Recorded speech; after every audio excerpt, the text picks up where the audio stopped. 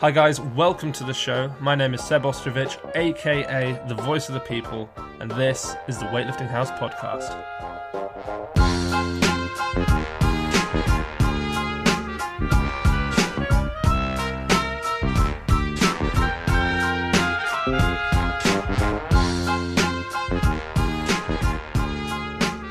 Hello and welcome to this very up and down kind of day that I've been having. This is, of course, the Weightlifting News Show. I aim to turn my day around by talking about some great lifts that we've had over the last week, but I got off on the wrong foot this morning. I'm sat here in a cold house because the heating isn't working, and my training was... I had one of those sessions that you always get, well, you don't always get, that's thankfully, but you occasionally get, every weightlifter has had them, where everything goes wrong, and you kind of know the reason why it's bad, the reason why it's so annoying is it's almost all in your head. If you're in a better place and you were sort of a little bit more aggressive in training, you may well have had a good day. But I wasn't in that kind of place today for some reason. I turned up, I was excited to lift, and everything just kind of went wrong, and I bottled it, and I called it a day early, which annoyed me. I never do that, and I think that's why I'm kind of feeling in this strange mood today. I'm kind of in a limbo between good things happening with Weightlifting House and then a bad training session. But as I said, I'm determined to not let that ruin my day. I'm going out for a great meal later. It is, of course, Valentine's Day. So, you know, the day has potential to turn into a great one with the podcast and going out for a meal and all that kind of stuff. So, hopefully we can do this. Before we start, a few things. As I mentioned, of course, many times, the YB Normal t-shirts are still in stock, although I'm running out. I'm probably going to have to put in another order within the next week. Also, if you haven't seen, I posted on Instagram, finally I've got some just standard Weightlifting House t-shirts coming out. They've got the logo on the left chest and along with Weightlifting House written across the chest. They look really cool. I think I'm going to go for maroon as the first colour, which is, I know it's a little bit out there. It's quite a niche colour, especially for the first one. You normally go with like a navy or something like that, but I love maroon. I've actually always loved maroon. And I think it looks really good. So if you haven't seen it, go on my Instagram and you can check it out. And please let me know if you like it, because that kind of gives me some kind of understanding of how many to order to start with. I don't want to order 200 t-shirts and then only sell 50. I feel confident that I will sell at least 50, but I would like to know whether to go for the 50 or the several hundred t-shirts to start with. So if you have time, please do let me know. Okay, let's start this week's episode. We have some really a few interesting bits of news actually with regards to doping. So first is that it seems to have been clarified that Ilya Ilyin's return is not only certain, it's not only a certainty, but that the length of the ban has now been confirmed. So we heard a while back that people were saying that it was 2 years, and they were saying that there's 6 months left, and it was all kind of up in the air. But according to the IWF sanctions page, they have, and I quote, applied the greatest possible sanction against the athlete that is permitted under the World Anti-Doping Code. It just so happens that according to the rules, the greatest possible sanction, according to them, despite failing tests in Beijing and London, is only 2 years. So I'm just going to read that quote again, just so you guys can kind of get it, understand it a little bit more, I suppose. They said that they have applied the greatest possible sanction against the athlete that is permitted under the World Anti-Doping Code. So what they're saying is that they have given Ilya as strong a punishment as possible in accordance to their own laws, and so the sanction that they've given him is only 2 years, despite his being popped twice. So on top of that, the 2 years technically began in October of 2016, which means that Ilya's ban is officially going to be over in pretty much 8 months from now. So that's going to be in October 17th, I believe the article said it was. So this means that, depending on Kazakhstan's selection process, there is a very real probability that we will see Ilya at Worlds in 2018. The reason that the IWF only gave Ilya 2 years and not the lifetime ban we originally believed, because I'm sure most of you know, normally if you get banned for a second time, that's lifetime. So the reason they didn't give that is because they treated the 2 fails as one, because they didn't tell Ilya in between the tests that he had been popped. So I think what they're trying to say was, if they'd have told Ilya in 2010, you've been popped in 2008. Then, if he'd have then been popped again in 2012, he would have been done for life. But because they didn't tell him between 2008 and 2012, it counts as one, I guess, pop. So the IWF said that, and again I quote, they said that the IWF had no other choice but to consider the two violations as one according to the applicable rules. Which I think is quite interesting. I'm going to read out a slightly longer quote from the IWF website because they explain it quite succinctly. They said, an anti-doping rule violation will only be considered a second violation if the anti-doping organisation can establish that the athlete or other person committed the second anti-doping rule violation after the athlete or other person received notice pursuant to Article 7, whatever that means, or after the anti-doping organisation made reasonable efforts to give notice of the first anti-doping rule violation. If the anti-doping organisation cannot establish this, the violations shall be considered together as one single first violation, and the sanction imposed shall be based on the violation that carries a more severe sanction. So essentially, they didn't tell Ilya of his first ban before the second ban. So how he was to know to stop doing what he was doing is kind of what they're going at. They're saying that because he didn't know necessarily that he had done something wrong, they can't give him a second ban. It's a very contentious issue. I'd very much like to hear your thoughts on the whole thing.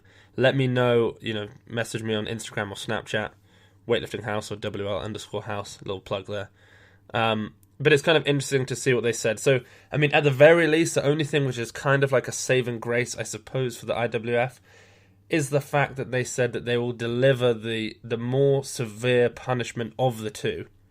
But seeing as both punishments are equal, he was caught for the same things in 2008 and 2012, both Olympics.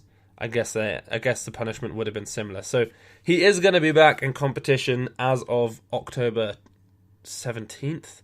2018, so kind of interesting turmoil times ahead of us. Next we have the temporary lifts on the bans from the two Russian athletes, Ruslan Albagov, the Russian super, and Oleg Chen, the Russian 69. It seems interesting that these athletes were chosen. Ruslan Albagov is one of the few weightlifters who is believed by many people in weightlifting as one of the only people who might be able to push Lasha Talakadze in the super heavyweight class. Honestly, I don't think that that's true. I believe that the Russia's other super heavyweight, who was also popped, of course, in 2015, Alexei Lovchev, would stand a far better chance against Lasha. Either way, this lift does seem bizarre and potentially unlikely to hold up long term, but for now, at the very least, Albagov and Oleg Chen are back in the game. Okay, on to some training lifts from the week. So, I definitely need to start off with the great and powerful Harrison Maris, who I left off the show last week. As I mentioned on Instagram, I think Harrison was annoyed that he was left off, and so he went absolutely Super Saiyan on us this week, and he hit 4 new PRs. The first was a monster jerk of 210 kilos, weighing only 81 kilos, which is, I've only just realised, almost 2.5 times body weight. No, it is over 2.5 times body weight, considerably over. In fact, that is about 7 kilos over 2.5 times body weight. It is also 7 kilos over Kendrick's American record of 203, and 15 kilos over his own 77 kilo clean and jerk American record. And it is 20 kilos more than any American 77 has ever jerked in competition.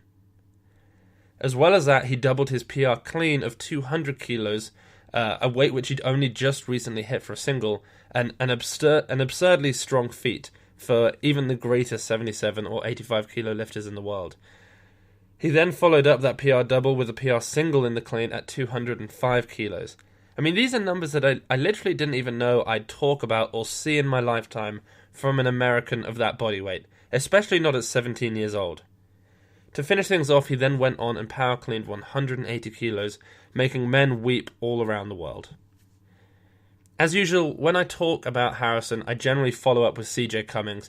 That way I get the two lifters who make you feel like less of a lifter out of the way early. So, as a 16-year-old 69 kilo lifter, CJ just snatched 137 kilos, aka 300 pounds, which is only, by the way, 3 kilos shy of his PR and senior American record, 140. He snatched 137 for 4 singles. Incredible speed and consistency with 98% for him. As well as also going heavy in the clean and power jerk, because remember, CJ has gone from split jerk to squat jerk, and now most recently to power jerk. Anyway, he did a clean and jerk with 181 kilos, only 4 kilos under his max and junior world record. As well as that, he then loaded up 2 kilos more than his all-time best, and hit a front squat plus jerk at 187 kilos, which is the most weight we have ever seen overhead for CJ. I spoke to CJ's coach, Coach Ray, who said that his best front squat plus split jerk was 175 kilos. His best front squat plus power jerk, originally, this is CJ, was 177 kilos, and so this 187 was actually a 10 kilo PR in that movement. Also, Ray, if you are listening, or if anyone who knows Ray is listening, I am trying to get a hold of you for the podcast. I really wanted to come on and talk about your programming for CJ. So if anyone knows Coach Ray, please let them know, or let him know, that I'm trying to get a hold of him again. Now, the ROM Now update is back again this week. So now faced with the prospect of coming face to face with Ilya in 2018, where we're going to have 2 world record holders in the 105s, ROM Now's training is becoming a little bit more exciting. This week he hit a few doubles on the clean at 190 kilos, which is still 46 kilos less than his world record from 2008. Still not bad though. He also back squatted 260 kilos for a triple and snatched 160 kilos for a double. The 160 is, as many of you know as well, 40 kilos less than his current world record and 45 kilos less than weights that he has hit off the blocks and from the hang before. It is worth mentioning that his snatches and cleans from this week were all off blocks. Jake Pudens, the satellite, or Pudens actually potentially. Jake, if you're listening, I apologise if I've pronounced your last name wrong. It could be Pudens, it could be Pudens, I'm not quite sure. But he is the satellite super heavyweight lifter from Cal Strength, and he's getting stronger and more efficient every single week, it seems. He very, very easily went 152, 190 this week, with what looked like very little effort. Now, let's stay with Cal Strength quickly, just so I can mention that Jaden Washington, the junior 94, also hit, well, not also, he just hit a crazy good-looking 186 kilos in the clean and jerk for a PR. Like I said, I think maybe a week or two back, Jaden will be, in my mind, the second-ranked lifter from Cal Strength, at least by the end, at the latest by the end of 2018, but potentially even sooner. I think that his snatch might lag behind Rob's, maybe fractionally. I think Rob has snatched 162 now on pound plates, not in competition. I think he's hit 160 maybe in competition. I think Jaden might lag behind him by a kilo or 2 by the end of the year, but I feel sure, I'm pretty confident that Jaden is going to clean and jerk 200 kilos in 2018, a weight I'm not convinced Rob is going to hit. Although I do hope Rob proves me wrong and he does hit it, but he has only recently hit 190, and his sort of improvements from 170 to 90 have been considerably slower, at the very least when you compare it to Jaden Washington's. Now, a name that was very popular on this show in 2017 was Jordan Cantrell, the 85 from America, who I mentioned almost weekly for his PRs. His best lifts, it's been a while since I've said this, so I hope I get this right. He snatched 162. I believe he's clean and jerked 191. I want to say 191, I think that's right. But since the American Open, he has kept his training pretty under wraps. Most likely because he has been deep in a hypertrophy/strength phase of his training. Anyway, with his PR single of 162 kilos, he was able to, this week, to smoke a 152 kilo double off the blocks in the snatch. Great lifting from him, and very exciting to see what he has in store for us as he begins to decay the fatigue and exit the higher volume period of training. A severely underrated lift from this last week was from Dominic Stoll, Cal Strength's remote 69 kilo lifter.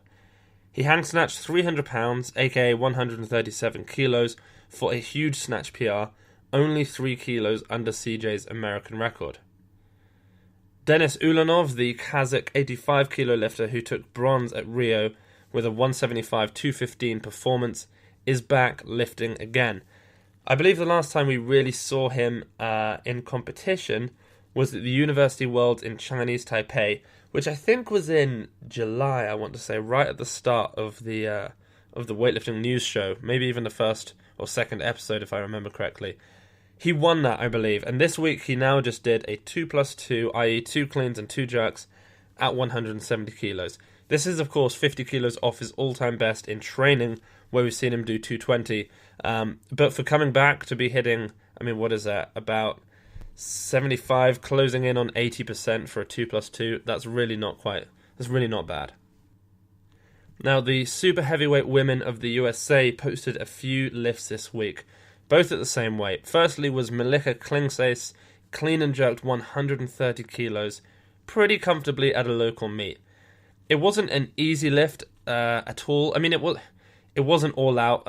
It wasn't easy, though. It looked strong and it looked controlled. It looked like she probably had 5, maybe 10 kilos more in her at an absolute push. At the same weight, we saw Sarah Robles power jerking 130 kilos with absolute ease. I'm thinking off the top of my head here, I believe her all-time best, at least in competition, was the 158 that she hit when she won gold and gold and gold at Anaheim 2017, snatch, clean, jerk and total. So this 130 is 28 kilos less, but with a power jerk, it's still insanely impressive. She put as a joke on her video, I think it was in one of the hashtags, that she was doing her power jerks to make sure that she had better elbows than Salimi, which absolutely made me laugh when I first saw it. Sarah also posted some back squats this week at 185 kilos, which she hit for a double. About 20 kilos, I think, under her all-time front squat PR. Yes, she has front squatted. I want to say 207, which is absolutely unreal. I guess she only recently decided that she was going to continue with the training for the quad in the lead up to 2020 in Tokyo, so this 185 is coming from either a very, very fatigued Sarah Robles or a comeback Sarah Robles. There was a stunningly huge squat PR this week. Stunningly easy as well, I suppose, for a PR of 340 kilos by Japan super Eiichiro Murakami. This week he also PR'd his strict press at 135 kilos, but far more impressively as well, he then squatted 300 kilos for a set of 8, a weight you rarely see squatted for that much, or for that many reps. I believe it was Mart Saim squatted, I want to say 300 for 10, but 320 is calling me. I have a feeling he may have done 320 for 10. An absurd number. Speaking of Mart Saim, just going off topic quickly, I do have a Mart Saim interview which I put out last week. I haven't yet mentioned it on the podcast. If you haven't read it, it's great. It's on weightliftinghouse.com on the articles and then athlete interview section, along with a bunch of other athletes. But I interviewed Mart because he is the strongest squatter in weightlifting. 400 kilo squat, heaviest squat of any weightlifter on camera. And he recently took silver in the clean and jerk at Worlds. The 253 that he hit against the crowd of booing Iranians. It was a really amazing lift. So if you want to read that about his training, how he got so strong in his childhood, you can find that on weightliftinghouse.com. So a few weeks ago, I posted Okulov doing a set of 5 on the snatch with 140, because on Penley WOD we are doing sets of 5 for a few weeks, which I'm thankful to mention are finally over. Well, I noticed a video from Arkadiusz Michalski, my Polish brethren, the Polish 105, who hang-snatched 140 kilos for a set of 5. I felt like it was worth mentioning what an amazing set of 5 that was, because you rarely see athletes outside of Pendley Wad and Okulov, I suppose, doing anything more than a set of 3 in the snatch. Michalski's the 2-time European silver medalist and has won nationals probably around 10 times. It's absolutely insane. If you want to follow his page, it is, if you type in Michalski, Michalski, most Polish people, at least most Polish people I know, I have so many Polish family members, they all have a ski on the end of their name, so Michalski, and you can find him on Instagram.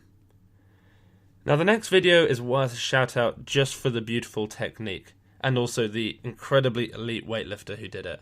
Deng Wei, China's 63 kilo lifter, hit a power clean and jerk at 115 kilos.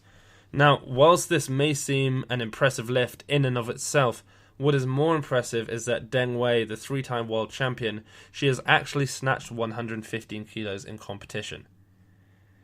I mean, that is one of the most insane things to kind of wrap your head around, that a 63-kilo woman snatched 115 kilos. She also holds a world record in the clean and jerk and in the total. She clean and jerked 147 kilos. I can't quite remember when, but I know it was in the last year or two.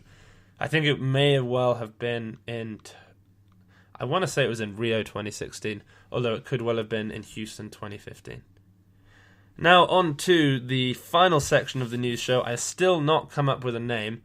I've had a few people message me with ideas. One of the ones that I got today was from Kai, thanks for messaging this in. I speak to you on Instagram occasionally. He came up with privateer athletes. It could be pronounced privateer, I'm not sure. I don't really know the word. I've seen it written down before. As far as I always knew, it was to do with ships. It was a nautical word, but he claims otherwise. So that is one of the options, is privateer athletes. Of course, I've had amateur athletes, average athletes. All of those seem a little bit savage in many ways. I think upcoming athletes is quite nice, or up-and-comers. I think I might just go with up-and-coming weightlifters. Anyway, we had a few great lifts this week. I wanted to pick 3, but I couldn't, so I have picked 4. We're going to start off with Challen PS. Or maybe Shallen PS, I'm not sure. A 105-kilo clean and jerk from Shallen. She hit one of the craziest jerks you will ever see, and I really mean it. I mean, obviously she's an amazing lifter. The fact that she was able to clean and jerk 105 is amazing as itself, but the fact that, I mean, when you see this jerk, you'll realise just how insane it was. She catches it incredibly deep. Back knee is bent a huge amount, but as the weight starts shifting forwards, that bent knee at the back starts to straighten as she lunges out further and further to save it. Her victory dance at the end says it all. An amazing lift from her. You should definitely follow her. She looks like she's going to be a great lifter. Her Instagram is Challen PS, Challen, Challen PS, and you'll be able to find her on there. Also, we had, who have we got next? Yes, so a guy who I speak to again online, a coach, great guy, at Daniel Dettlaff, Dettlaff. He has a young 15-year-old athlete. He's great. He, as far as I know, listens to Weightlifting House podcast. He clean and jerked 110 kilos. And again, what impresses me the most is the jerk. He catches it incredibly deep, runs it out. Plus, like I said, he's a young guy at 15 years old to be clean and jerking 110. He can't be anything more than a 77. Amazing lifting from him. He's been wanting a shout out for a while, I think. So finally, you got it. But Daniel, tell your athlete he's got the shout out, and keep up the training. We also have Dan Braz _. That's his name. There's nothing after the underscore. I don't know why. Most people would do Dan _Braz, but he's gone for Dan Braz _. He hit a 143 kilo no-handed squat, a no squat, no hands, no belt, no wraps. Although really you should say it the other way around, just to make it more impressive, I suppose. No wraps, no belt, no hands. That's the suspense of the third no. But he hit 143 kilos for a no squat, aka 315 pounds. So impressive. I've tried no squats before. For a while I couldn't do them, and I realised there was a trick to it, which is you just push your arms back as far behind you as you can with your arms still straight. I've done it with, I want to say, maybe 100 kilos, and it was pretty tough, so that was a sick lift. It looked amazing. Dan Braz, congratulations, you got your shout out. Next we have the official _D.Scott with a 100 kilo low hang clean. Big double bounce, big grind, strong bar slam. It was cool to see. Obviously an up-and-comer, 100 kilos is, when you talk about in the context of the weightlifting news show, we have guys clean and jerking 250 kilos. It's not quite as much, but when you see the kind of the passion in the lift, and the fact that he's got he's got so much more in him eventually of his career, it's kind of great to watch him lift. So 100 kilos on the low hang clean for the official _D.Scott. Great lift from him. And that concludes, what did I decide to call it? Amateur athletes? No. up-and-coming weightlifters. That concludes the up-and-coming weightlifters section. Congratulations to the 4 of you who got shout-outs. Follow them. I will put their names in the show notes, which you'll be able to find on Spreaker and iTunes? Yeah, iTunes. Thanks once again for tuning in, guys. I really appreciate it, and I will catch you all again next week.